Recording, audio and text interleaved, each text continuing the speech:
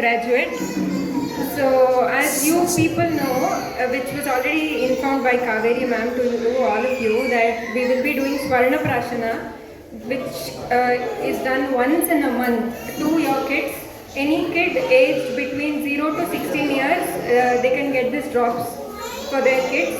This drops is actually, it contains herbal medicines which are proven to have good health effects on your kids' physical development, also on their intellectual development. You can see that their grasping power, intelligence, memory, retaining capacity, all of that will increase over a span of time.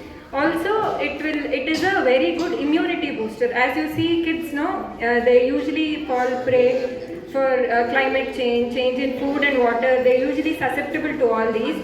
So this is the right age to make their immunity stronger. That is why we are doing Swarna Prashana, which is done once in a month. If you people are aware, once in a month we get Pushya Nakshatra, and on this day we ourselves prepare the medicine and give it to kids. Based on their age, height and weight, everything will be checked. Their health will be checked first, and then after that we will give the drops. If the kid is presently having fever or any other illness, then we will have to evaluate before giving. Otherwise we can give. May I know, is there any kid having fever now?